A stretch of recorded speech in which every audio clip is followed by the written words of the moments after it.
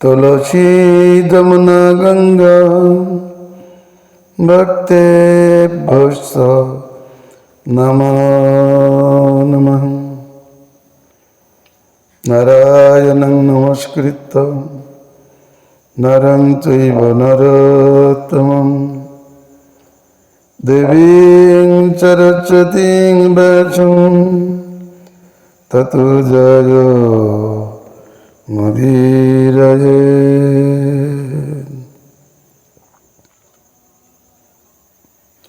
हरे कृष्ण कृष्ण कृष्ण हरे हरे, हरे राम राम राम हरे हरे।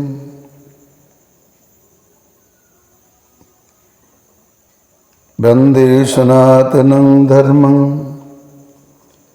तत्प्रभं तद्धाम एव च तत्प्रीतिं पुरुषार्थं च प्रेमानन्देति संगीतम्। परम विजयते श्री कृष्ण संकीर्तनम। श्री श्री कृष्ण चैतन्य चंद्र विजयते तमम। श्री तत्व विवेक कौमुदी सनातन धर्म विवेक আমাদের আলোচ্য বিষয়। গতকাল সনাতন ধর্মের ব্যবস্থিতি কি প্রকার তা আনুপূর্বিক আলোচিত হয়েছিল। সংক্ষেপতই কৃষ্ণে প্রীতি ভক্তি, জীবে দয়া, তদীয় প্রেমিক ভক্তি, মৈত্র, সর্বভূতি সমদৃষ্টি সনাতন ধর্ম।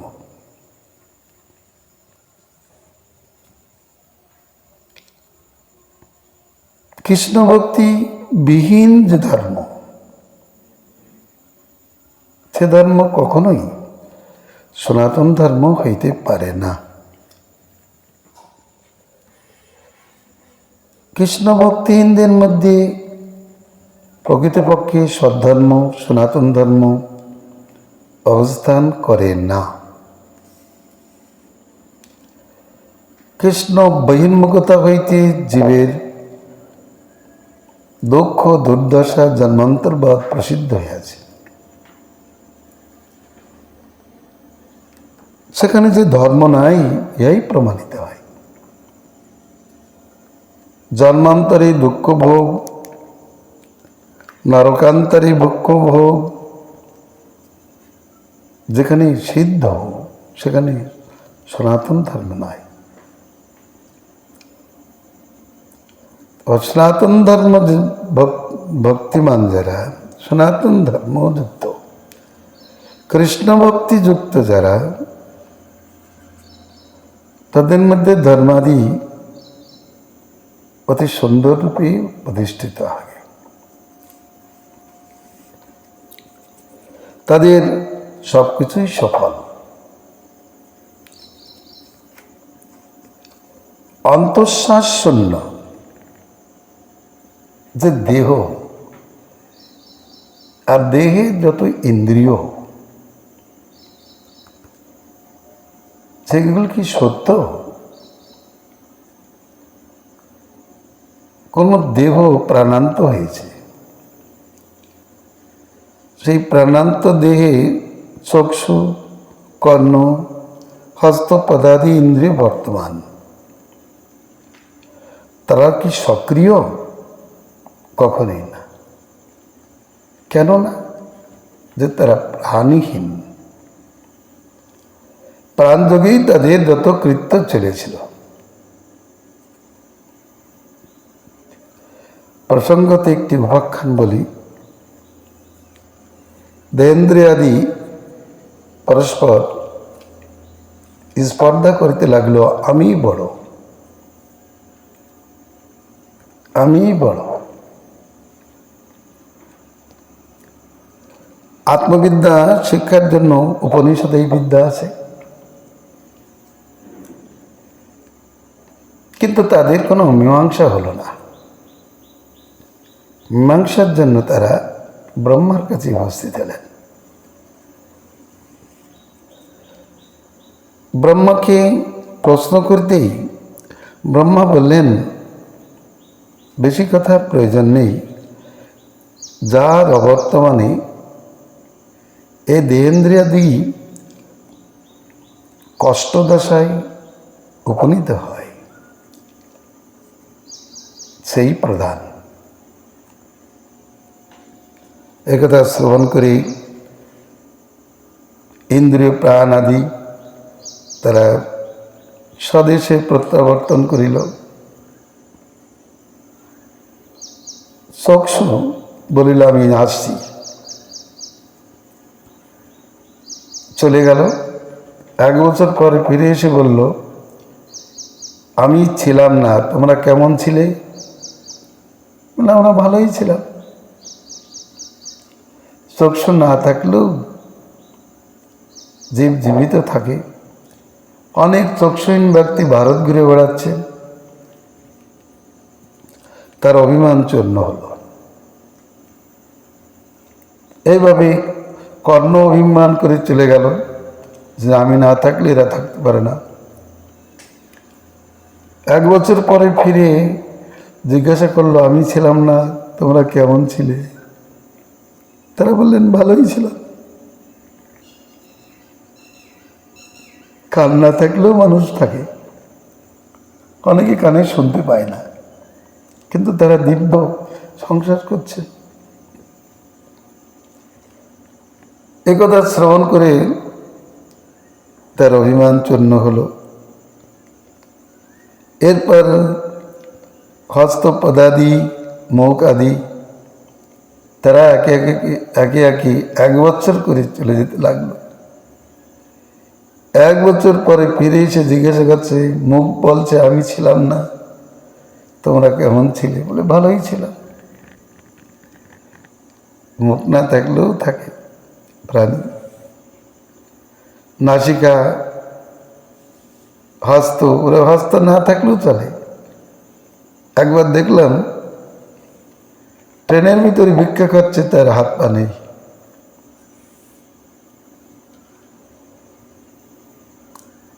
তাদের এই কথা শ্রবণ করে এদের অভিমান সব চূর্ণ হয়ে গেল। সকলেই তো চলল। এবারে প্রাণ বলল, তোমরা তো 1 বছর করে ঘুরে আসলে, আমি একবার একটু ঘুরে আসি। তখন সমস্ত ইন্দ্রগুলি হাত জোড় করে বলছে, তুমি গেলে আমরা থাকতেই পারবো না, তুমি গেলে আমরা কেউই থাকবো না। অল্পক্ষণের মধ্যে আমরা পঞ্চভূতে মিশে যাব, অতএব তুমি যেও না। তারা এক বাক্যে স্বীকার করলেন, প্রাণী মহান।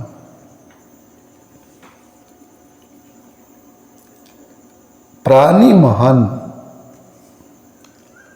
এই প্রাণবিদ্যার মাধ্যমে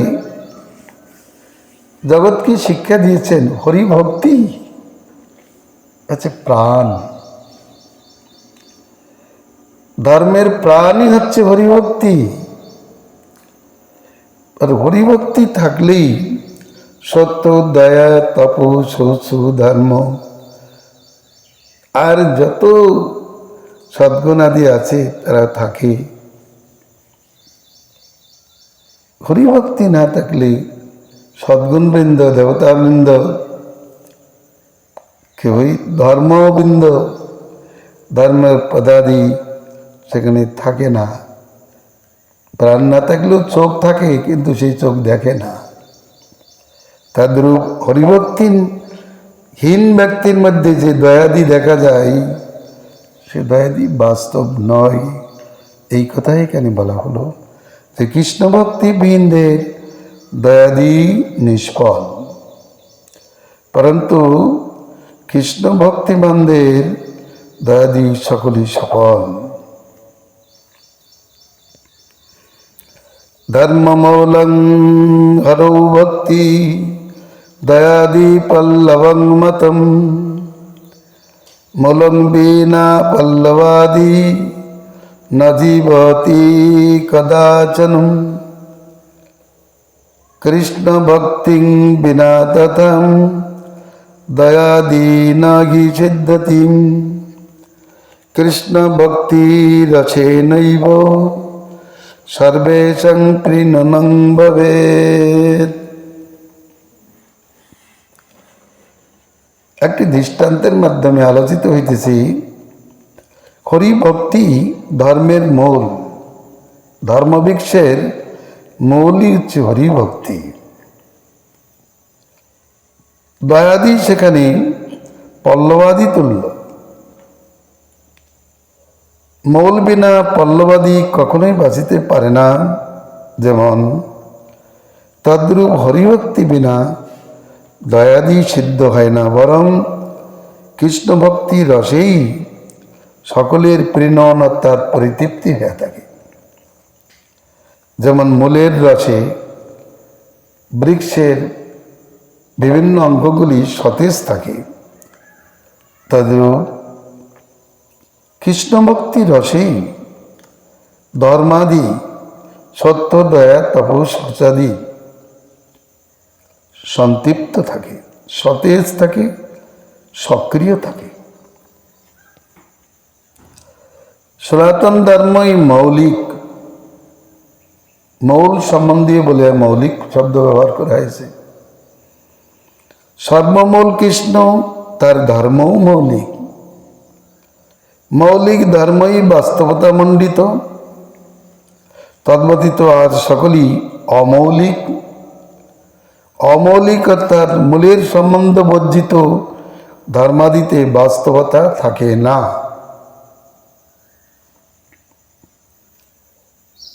দেখতে চকচক করছে কিন্তু প্রাণ নাই, তদ্রূপ মূলের সম্বন্ধ বর্জিত ধর্মাদিতে বাস্তবতা থাকে না, নাই, থাকতে পারে না। প্রাণবিদ্যার মাধ্যমে হরিভক্তি প্রাণতা জগতে প্রকাশিত হয়েছে জানিয়েছেন।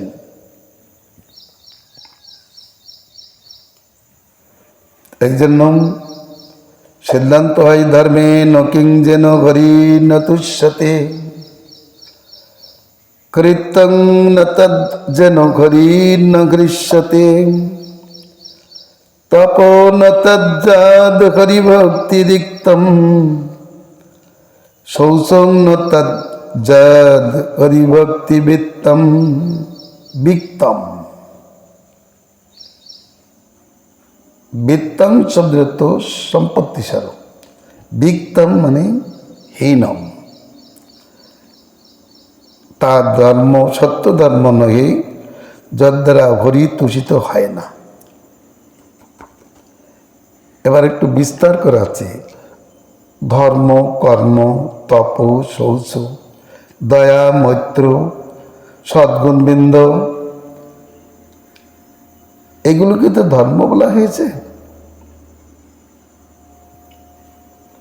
কিন্তু এই সমস্ত ধর্মের ধর্মতা, এই সমস্ত ধর্মের প্রাণতা কি করে সিদ্ধ হয়, সংরক্ষিত হয়, তাই আনুপূর্বিক বর্ণিত হইতেছে যে তা সত্য ধর্ম নয়, যার দ্বারা হরি তুষিত হন না। প্রথম বিচার ধর্মেন কিং যেন হরি ন তুষ্যতে। ধর্মের তাৎপর্য হরিতোষণেই বিদ্যমান।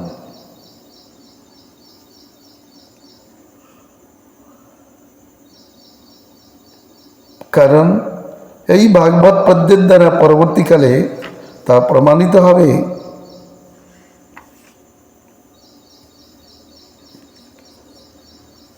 কিভাবে প্রমাণিত হবে? সত্যাদি যে ধর্ম,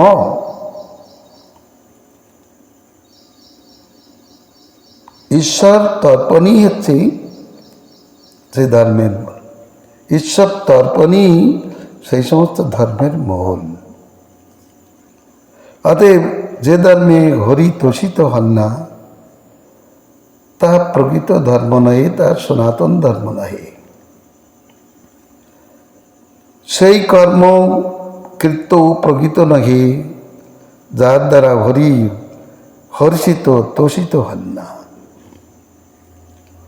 তৎকর্ম হরি তোষণং যৎ, ভাগবত বলেছেন যে কর্মে হরি তোষিত হয় তাই প্রকৃত কর্ম।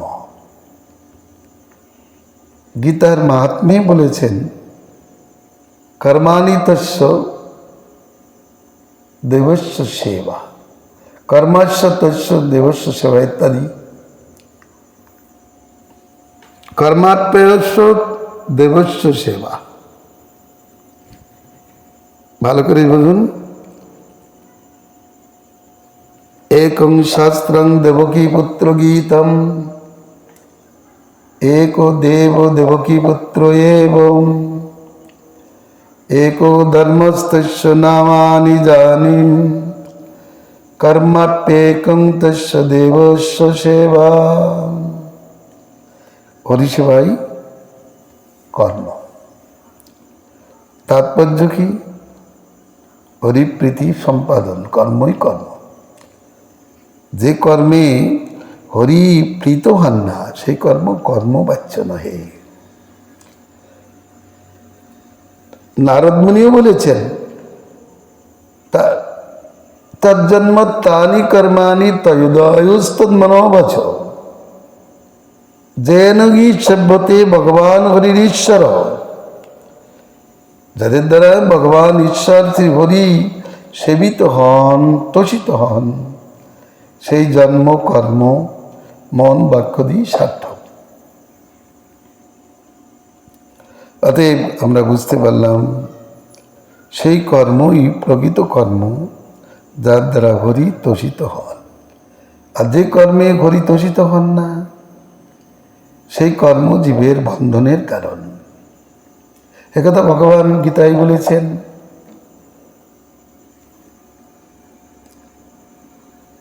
যজ্ঞার্থ কর্ম অয়ং, অন্যত্র কর্ম লোক বন্ধনম। একমাত্র মত বিষয়ক যোগ্য কর্মই মুক্তির কারণ। তদ্ব্যতীত অন্য কর্ম, ঈশ্বর কর্ম ব্যতীত অন্য কর্ম বন্ধনের কারণ। কাম্যাদি কর্ম, নিত্য নৈমিত্তিক কাম্যাদি কর্ম সবই বন্ধনের কারণ। একমাত্র ঈশ্বর কর্মই মুক্তির কারণ।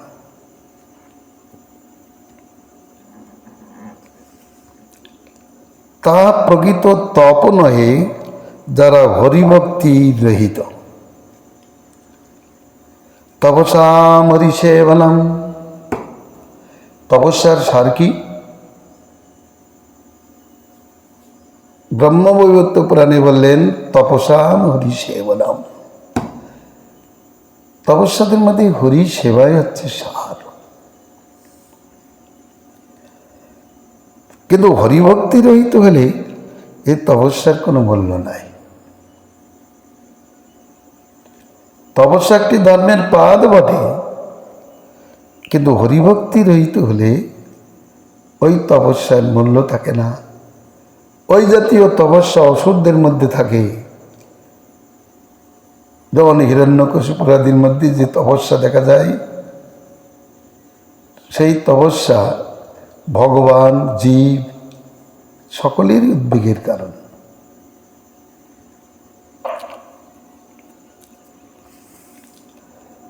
হরিভক্তি রহিত তপস্যা নয়, হরিভক্তি তপস্যা। আর হরিভক্তি শূন্য শৌচও প্রকৃত শৌচ নহে। যদি হরিভক্তি সমস্ত ধর্মের প্রাণ, এই জন্য ওটা বিশ্লেষণ করা হচ্ছে হরিভক্তি শূন্য শৌচ প্রকৃত শৌচ নহে। আমাদের শাস্ত্রে কি বলেছেন? শৌচ শব্দের অর্থ ভগবান শ্রীকৃষ্ণ করেছেন এই প্রকার যে কর্মের সলিপ্ততা শৌচম, কাম্য কর্মাদিতে যে অনাসক্তি তাই শৌচ লক্ষণ। ভগবত ভক্তিতে প্রবৃত্তি হেতু কাম্য কর্মাদিতে যে অলিপ্ততা তাই শৌচ লক্ষণ।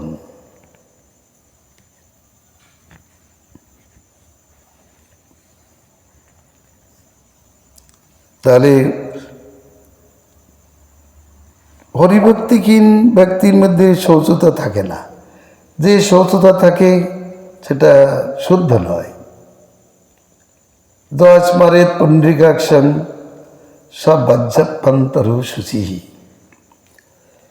পুরাণ বলছেন যিনি হরিকে স্মরণ করেন তিনি অন্তরে বাইরেই পবিত্র, আর যিনি হরিভজন করেন না তিনি অশুচি।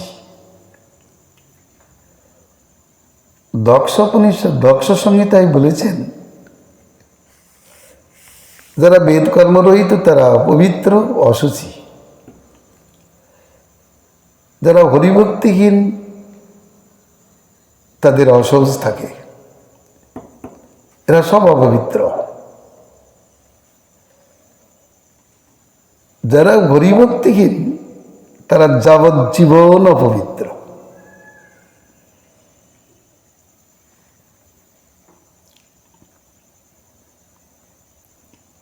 তাহলে এদের পবিত্রতা কোথা থেকে আসবে? শৌচ বিচারের কথা আলোচনা হয়। শৌচম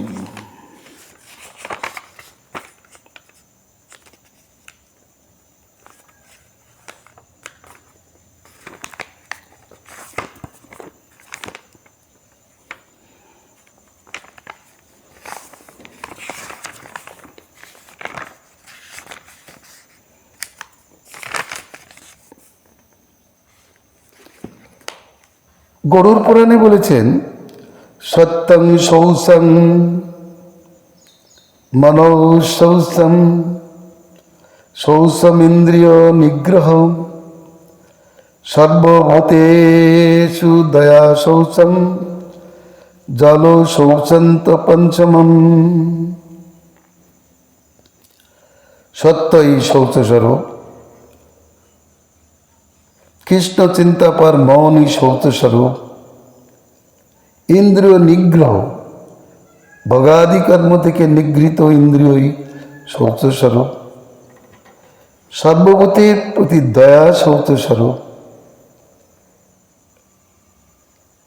জল শৌচ এটা পঞ্চম। অশৌচ বিচারে যে দক্ষ কথা বলা আছে সেটা তেমনই বললেন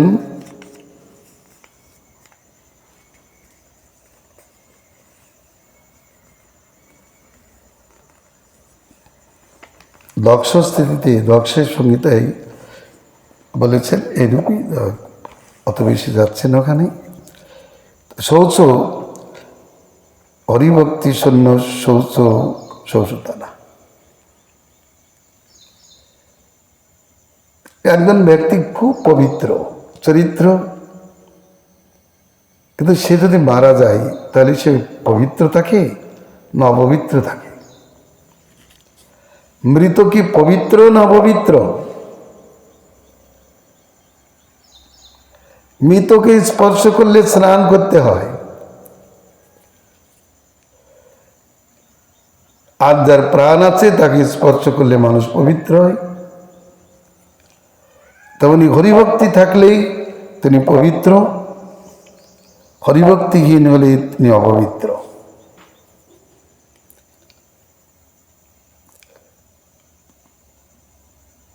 প্রকৃতপক্ষে হরিতোষণকারী বাস্তব ধর্ম, কর্ম, তপ এবং শৌচস্বরূপ। তাৎপর্য যে হরিভক্তিহীন ধর্মকর্ম তপস্যা শৌচাদি সকলই অকর্মণ্য। এটা কেমন অকর্মণ্য? বলে হ্যাঁ। কে বলেছেন? কৃষ্ণ বলেছেন। কি বলেছেন? ধর্ম সত্যাদয়োপেতম বিদ্যাবা তপসন্নিতম মদ্ভক্তাপেতমাত্মানং না সম্যক প্রপুনাতিহি। উদ্ধব সংবাদে ভগবান বলিলেন, সত্যাদিযুক্ত ধর্ম, তপস্যাদিযুক্ত বিদ্যা আমার ভক্তিহীন হইলে অনুষ্ঠানকারীকে কখনোই পবিত্র করিতে পারে না।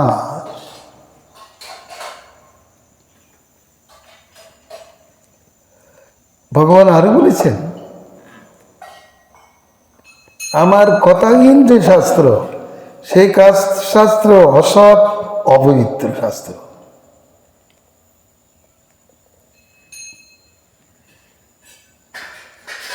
তাহলে পবিত্রতা কোথায় থাকলো? ধর্ম সম্বন্ধে স্কন্দ পুরাণে রেওয়াখণ্ডে ব্রহ্মা বলেছেন, অনেকেই বলতে পারেন না কৃষ্ণ ভক্তি নাই করলাম না, শিব ভক্তি আদি করলেও তো ধর্ম হবে। সেখানে এই কথা বলেছেন, হে কেশব, সকর্তা সর্বধর্মানাম ভক্তজস্তব কেশবম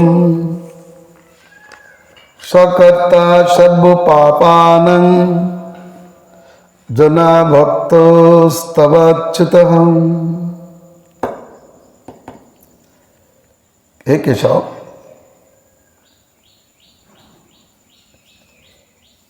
যে ব্যক্তি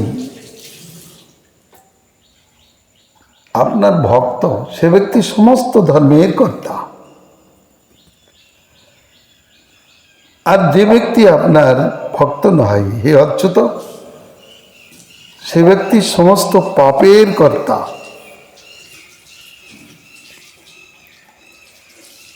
নিশ্চয়ই ধর্মকর্তা।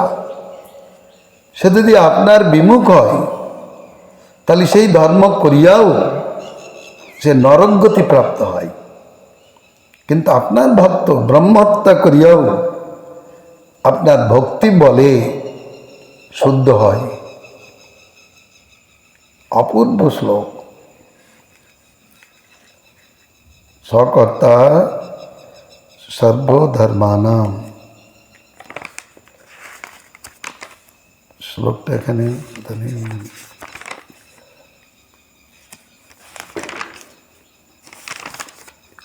তাহলে এর দ্বারা আমরা বুঝতে পারছি ব্রহ্মা বলেছেন,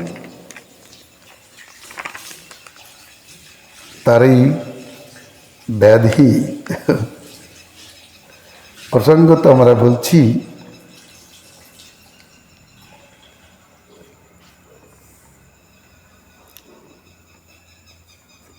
ভগবান ভগবৎ শাস্ত্রে শ্রদ্ধাহীন, নানা প্রকার ব্যসনাসক্ত, এদের ভস্মান্ত পর্যন্ত অশৌচ থাকে। আর ধর্ম তাদের মধ্যে থাকে না। বলছেন নিশ্চয় ধর্মকথা। কে ভগবান? যারা ধর্ম করে অথচ আপনার ভক্ত নয়, তারা নিশ্চয় ধর্মকর্তা হয়েও তাদের নরকগতি হয়। পরন্তু আপনার ভক্তে কোনোদিন নরকগতি হয় না। ভগবান তো বলেছেন নামে ভক্ত প্রণশ্যতি।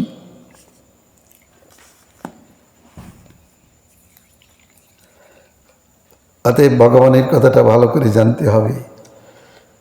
সত্যাদিযুক্ত যে ধর্ম, তপস্যাদিযুক্ত যে বিদ্যা, আমার ভক্তিহীন হইলে তা মানুষকে পবিত্র করিতে পারে না। তাহলে পবিত্র হবে কি করে? অতএব এই জন্যে বললেন শৌচং ন তজ্জাদ হরিভক্তি বিক্তম, হরিভক্তি রিক্তম শূন্য। ও শৌচ প্রকৃত শৌচ নয়।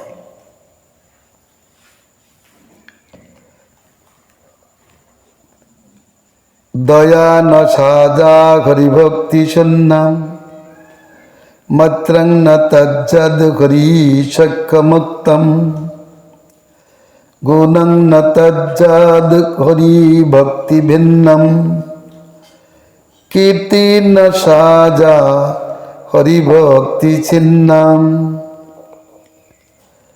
যে দয়া হরিভক্তি শূন্যা তা প্রকৃত দয়া নহে।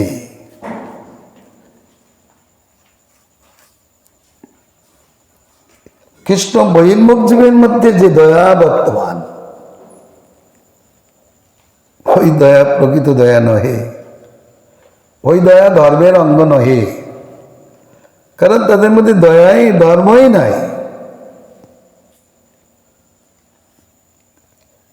ধর্মের নামে আর 5টা অধর্মের শাখা আছে, মানুষ তা জানে না। ভাগবতে শ্রী নারদ মুনি বলেছেন যুধিষ্ঠির মহারাজকে, মহারাজ অধর্মের 5টা শাখা এই জগতে রয়েছে, তারা দেখতে ধর্মের মতো। তারা কি? যুধিষ্ঠির মহারাজ বড় বিস্মিত চিত্তে জিজ্ঞাসা করলেন, মুনিভার একটু বিশ্লেষণ করে শোনান তো। নারদ মুনি বললেন, বেদাত্ম পরধর্মস্থ আভাস উপমাচ্ছল, অধর্ম শাখা পঞ্চমে অধর্মবৎ ত্যজেৎ। বিধর্ম প্রথম অধর্মের শাখা হলো, প্রথম শাখার নাম বিধর্ম। বিধর্ম মানে বেদ বিরুদ্ধ ধর্ম। বেদ বিরুদ্ধ পাষণ্ড ধর্ম বিধর্মের মধ্যে গণ্য। ভগবানকে ভগবান না বলে অন্যকে ভগবান বলা, এটা বেদ বিরুদ্ধ ধর্ম। এই পাষণ্ড ধর্মই বিধর্ম।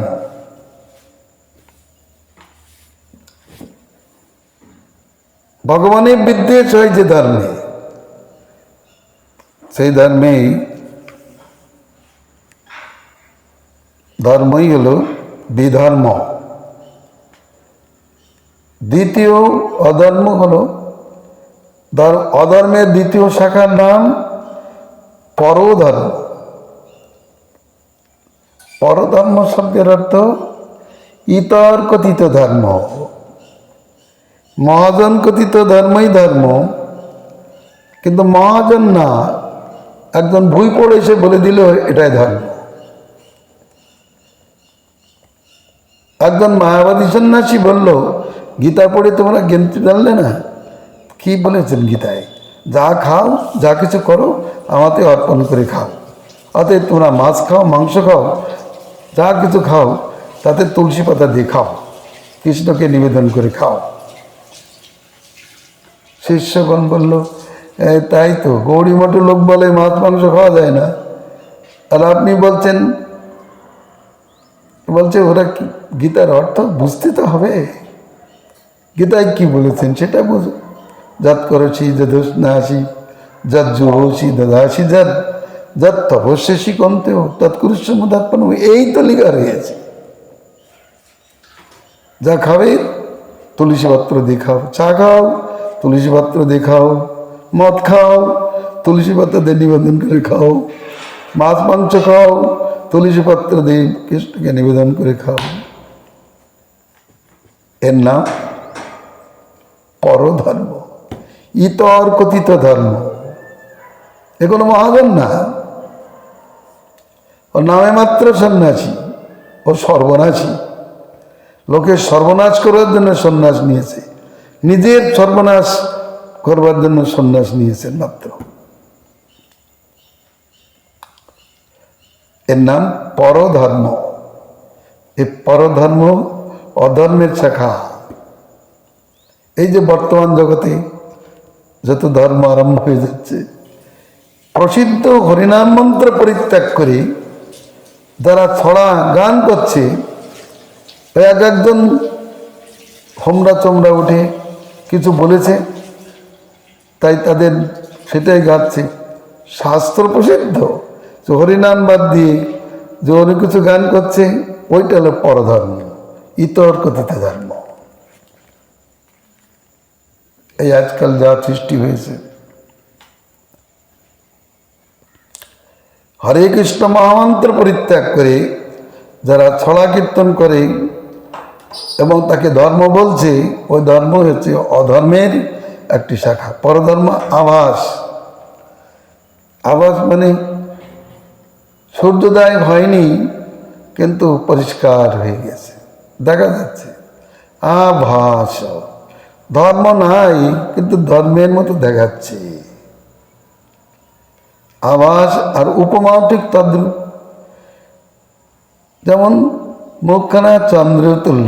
চন্দ্র একটা জিনিস, আর মুখকে চন্দ্রের সঙ্গে তুলনা করলে এর নাম উপমা অলঙ্কার। উপমা তাহলে চন্দ্র না, চন্দ্রের কিছু সাদৃশ্য আছে, কিন্তু তাহলে বলে দিল যে মুখখানে চন্দ্র, মুখ চন্দ্র, এর নাম আভাস, উপমা। উপমা দেখতে জটা দুটো দ্বারা তাকে সন্ন্যাসী বলে মনে হলো, কিন্তু সীতাচর কে? সে রাবণ। জটা দুটো দেখে, দণ্ড কমণ্ডল লাল বস্ত্র পরিহিত দেখে তাকে সন্ন্যাসী জ্ঞান হলো, সাক্ষাৎ সন্ন্যাসী, কিন্তু সে সীতাচর রাবণ। এই জন্য এই জাতীয় যে ধর্ম, এটা অধর্মের একটা শাখা হলো কি? উপমা। ধর্মের মতো দেখতে অথচ ধর্ম নয়, দুধের মতো দেখতে অথচ দুধ নয়, স্বর্ণের মতো দেখতে অথচ স্বর্ণ নয়, কমলার মতো দেখতে অথচ কমলা নয়। একে বলা হয় উপমা, অধর্মের চতুর্থ শাখা। পঞ্চম শাখা কি? ছল। ছলও একটি অধর্মের শাখা। ছল করে কিছু বলে দিল, যেমন শ্লোকের অর্থ জানে না, অন্য কিছু বলে দিল। দশবরান ব্রাহ্মণান ভজয়েত, তখন সে বলে দিল, ও 10 জনের কম ব্রাহ্মণকে ভোজন করাবে। বাক্যের ছল বের করলো। কেমন ছল? তব মাতরিশ্বলা লাগো। এর অর্থ হলো তোমার বাতাস আমার গায়ে লাগলো। তব মাতরিশ্বল লাগো। আর ও ব্যাখ্যা করলো, তোমার মায়ের গায়ে কুকুর লাগিল। তব মাতরি, তব মাতরি, তোমার মাথাতে স মানে কুকুর লাগ, তোমার মায়ের গায়ে কুকুর লাগিল। ছল করে ব্যাখ্যা করে দিল। শাস্ত্রের অর্থ অন্য প্রকার ব্যাখ্যা করে দিল। মাতরিস্ব, মাতরিস্ব মানে বায়ু, কিন্তু ও ব্যাখ্যা করল এরকম। যেমন কপ্পাসম ব্যাখ্যা করেছিলেন যাদবাচার্য। কপি আর তার পিছনের অংশটাই সদৃশ্য বলিয়া ভগবানের নয়ন দুটি বানরের পশ্চাতাংশের মতো রাক্তিম কপ্পাসম, কিন্তু প্রকৃত অর্থ বলল না। এর নাম ছল ধর্ম। এরা সব অধর্ম বিশেষ। তাদের ধর্মের মতো দেখতে হলেও প্রকৃত ধর্ম নয়। যাই হোক, গোবিন্দিত মঙ্গলম। প্রকৃত দয়া, মৈত্র, প্রকৃত সদ্গুণ, কীর্তি কি, সেব্য কি, কাব্যই বা কি, বন্ধুই বা কি, পতিই বা কে প্রকৃতপক্ষে, ভক্তির স্বরূপই বা কি, মুক্তির স্বরূপ বা কি, এ সমস্ত বিষয় আমরা আগামীকাল আলোচনা করব। একটু বোঝা গেল যে ধর্মের মতো দেখতে, অথচ ধর্ম নয়, এরা অধর্ম। তপস্যার মতো দেখতে, তপস্যা নয়। পবিত্র দেখা যাচ্ছে, পবিত্র, পবিত্র নয়। সাধু সেজে চুরি করার প্রবৃত্তি নিয়ে সাধু সেজে বসেছে সাধু সভায়, তাকে কি পবিত্র মানা বলা যেতে পারে? কখনোই না। এইরূপ ভগবত ভক্তিহীন হলে সেখানে প্রকৃত শৌচ থাকে না। গোবিন্দিত মঙ্গলম। হরে কৃষ্ণ কৃষ্ণ কৃষ্ণ